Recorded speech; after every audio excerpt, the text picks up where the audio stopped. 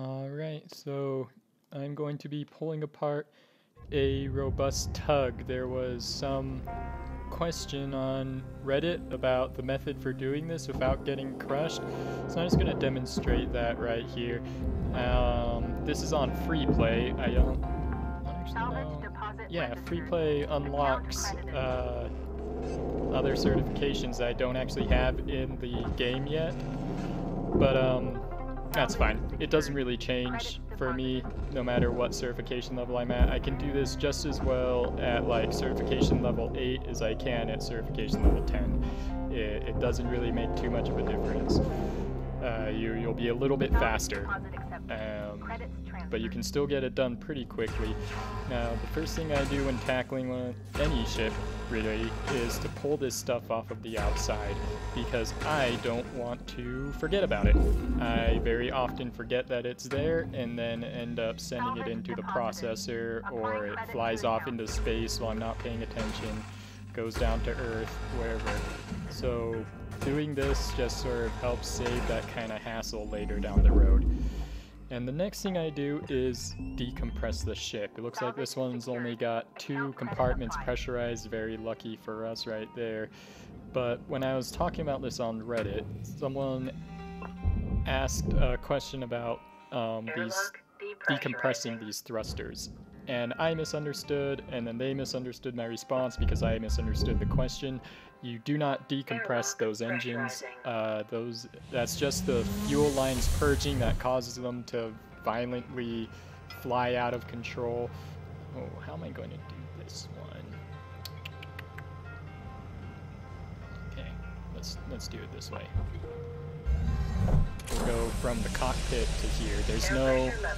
There's no real way to depressurize both of these rooms, so one's going to have to decompress violently, and I choose the cockpit because there's less stuff in it. Yeah, pretty much the only thing we got flying out of there was the atmosphere regulator itself, and it survived, so that's nice.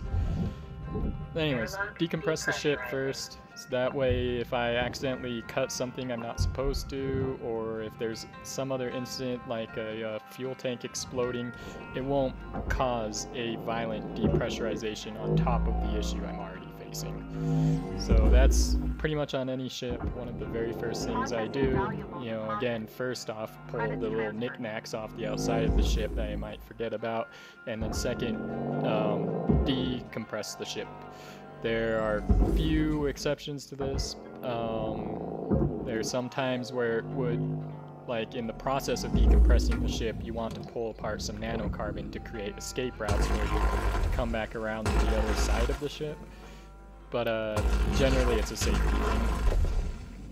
And the only other time I wouldn't do that is if I'm trying to recharge my oxygen and there's stuff that I can do inside of the ship while it's still pressurized, and do that using the ship's oxygen rather than my own. So we pulled these panels off, you know, pretty straightforward stuff. Get these thruster nozzles off, push these down. Maybe that's the decompression they're talking about, is when the thruster nozzles come away from here and they kind of push out a little bit. That's probably what they were talking about, right? Now, one thing you'll notice is I use the split saw. I use the split saw as much as possible. It's way better than the stinger because, like, you can line things up and get more than one thing at a time. And also, if you saw just then, you don't need to wait for the split saw's animation to finish in order for it to cut something, right? With the stinger, I have to sit here and hold it on something. With the split saw, I can immediately move on to the next thing while it's still cutting. So now we're pulling the thrusters themselves, and you'll notice that I tether it to the back wall here so that as soon as I get these points cut, it is going to fly off to that back wall on its own, and then I'm going to just fly through here. If I need to, use my hand to kind of boost my way through this to help get past these regulators, stupid things, and bam, it is that quick. There are the once you get to that hazard level, there will be, well, there usually will be these coolant canisters. You won't find them right away because you won't be at the hazard level where coolant shows up yet. But if you want to be extra safe, break open these canisters, spray them all over these pipes, then just get rid of the canister. It's only worth like 200 credits. And then when you cut this pipe while it is still frozen, you gotta be a little bit quick cutting them because this ice will go away. And as you can see, they are not burning. It gives you quite a bit more time to do all of this, but it also takes a moment. You know, it takes a moment to grab that canister, smack it against the wall, get all the pipes frozen sufficiently. You can't just give them a little dab. You have to, like, really coat them in the stuff, and then still pull that nozzle out and get back here. And eventually that coolant will clean off, and these will start burning, I believe. I don't actually quite remember, because I really don't do it. Again, I think it's a waste of time. It's fast enough to just tether that thruster straight to the back wall and go through the fire. Like at my current certification level in my story game, I have level 1 fire protection, and that is enough where I can take a little bit of a burn and be just fine from, you know, the flames that shoot out, and still make it back here with plenty of time. You saw that. Plenty of time.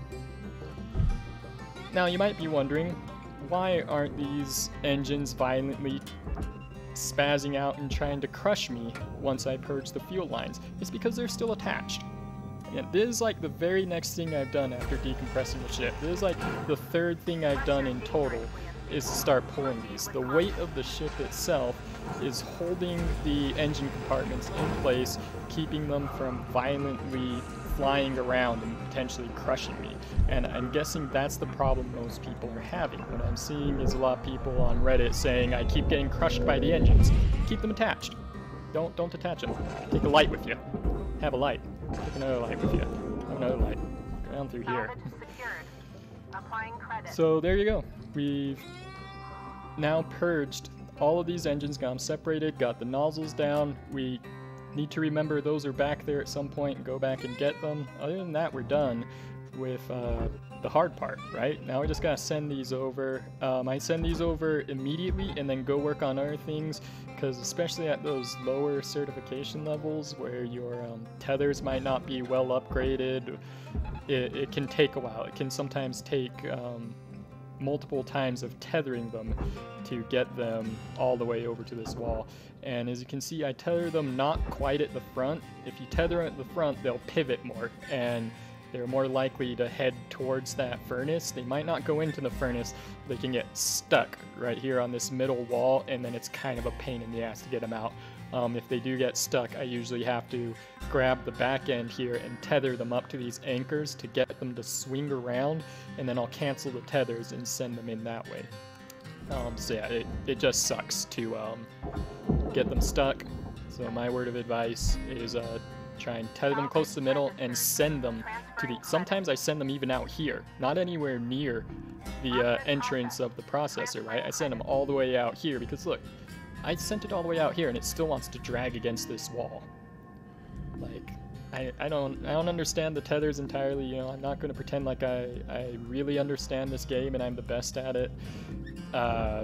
So I just have to come up with things that work for me, and one of them is tethering these, you know, a little ways back from the front and sending them all the way across. That's the safest way that I've found to keep them from getting stuck or heading towards the, you know, the wrong thingy-majigger, towards the freaking furnace instead of the processor. Now I'm going to pull these out.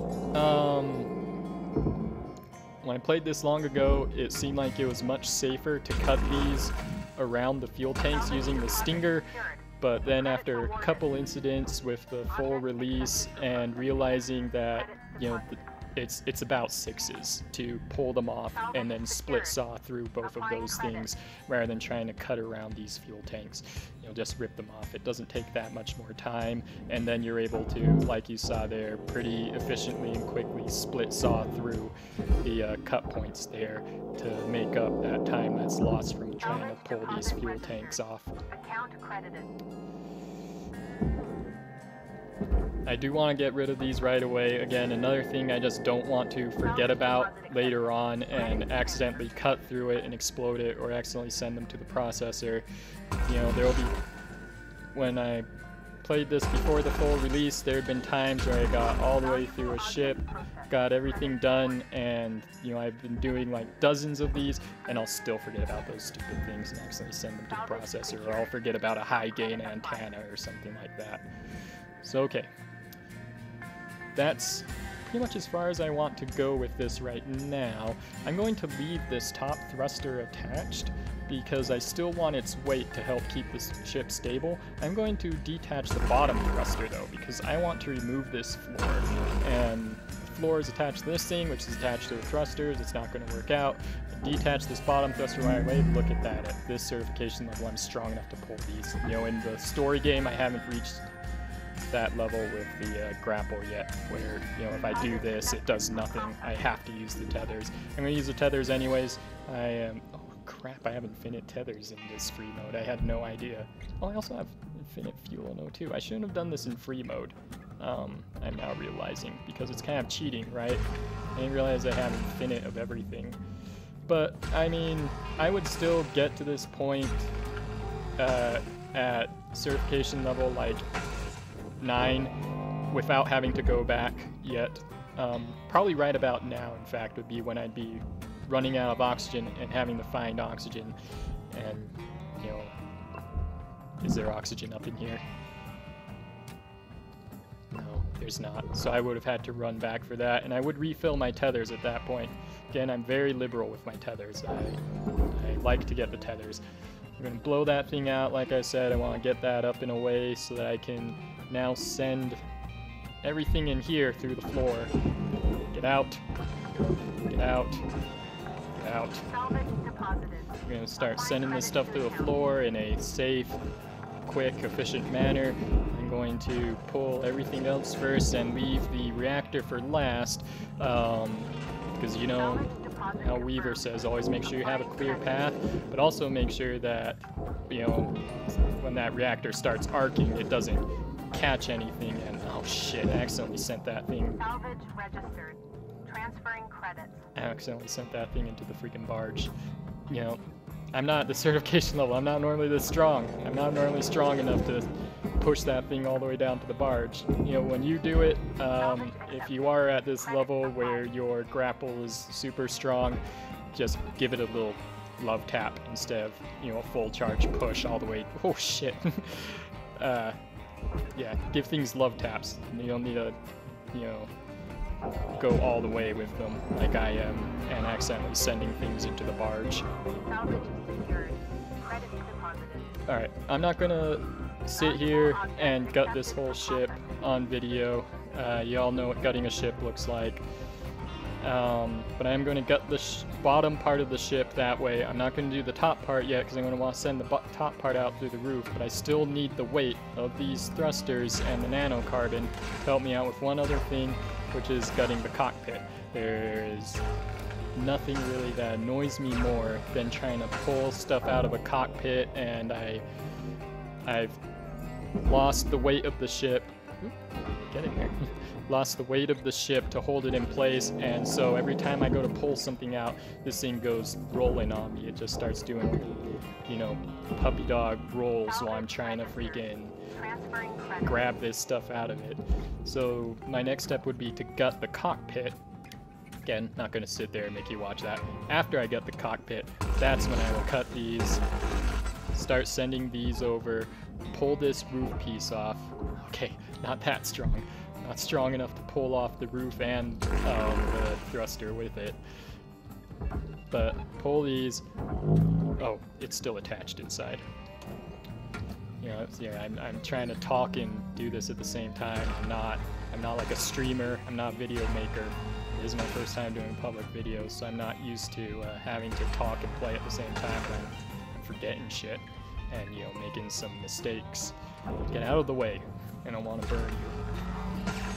I don't want to have to do this.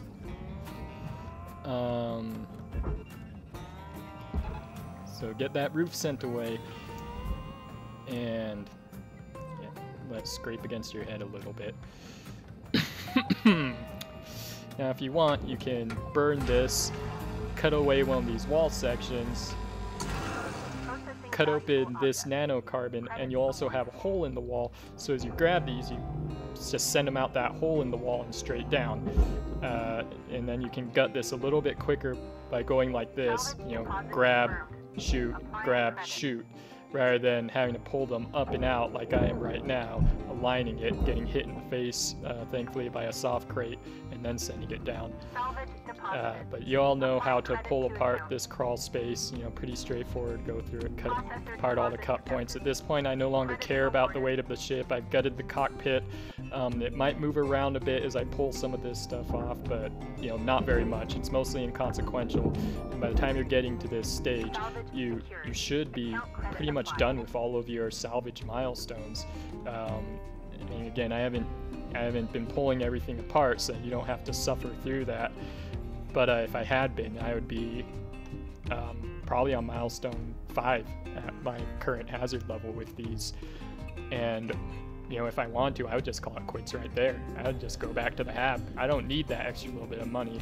That is the ultimate tip in this game. Don't worry about the money. The money will come no matter what. It is insanely easy to pay off your debts and make your money quotas every day. Worry about links tokens. That's just like what Weaver was saying at the beginning of the game. You know, worry about your certification level. Worry about your links tokens. The money will come on its own. You'll get to being super crazy strong and be making, you know, upwards of 15 million in a single ship. And you'll be able to pull this thing apart eventually, like almost in one shift. Look at that, we're at 16 minutes and 40 seconds, and I've been stopping a lot to explain things. Again, I haven't been gutting the ship like I would be, so maybe I still would be here no matter what. But you can do this, you can get to this point fairly quickly. Alright, that's all I have for y'all. Thanks for watching. Peace.